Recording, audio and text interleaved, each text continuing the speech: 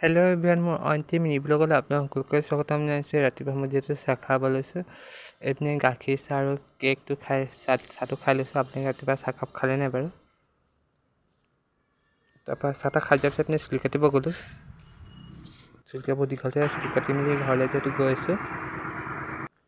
ঘৰত সেই চুলি তুলি কটাৰ পিছত গা পা ধুই মেলি কাপোৰ কেইটামান আছিলে, কাপোৰ কেইটামান ধুলোঁ।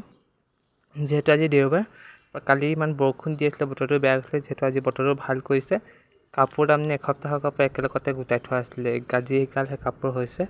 তাৰপিছত ৰ'দটো ওলোৱা দেখি মনটো ভাল লাগিলে বাৰু। এতিয়া কাপোৰকেইটা ধুব লগা আছিলে, কাপোৰকেইটা ধুই মেলি ৰ'দত মেলি আছোঁ। যিহেতু বহুতে গৰম।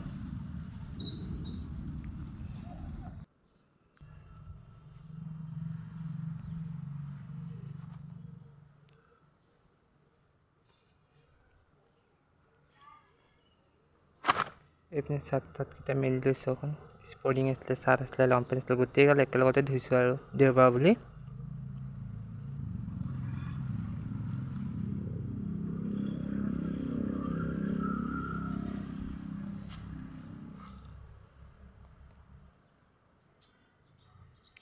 তাৰপিছত এইপিনে পূজা দি ল'লোঁ, ধূপ চাকিখন জ্বলাই দিলোঁ, গা পা ধুই আহি কাপোৰ চাপোৰ মেলি। তাৰপৰা এইপিনে আকৌ গা চা ধুই আহি চাহকণ খাবলৈ মন যায়, যিহেতু আকৌ গাখীৰ চাহকণ আকৌ বনালোঁ, কেক দি মেলি আকৌ চাহকণ খাব লৈছোঁ।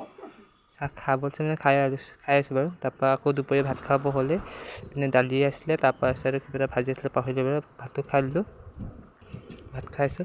ভাত চাত খাই মেলি অকণ ওলাই আহিলোঁ, যিহেতু বহুতেই গৰম, ছাতি লৈ মেলি ৰ'দ দি আছে।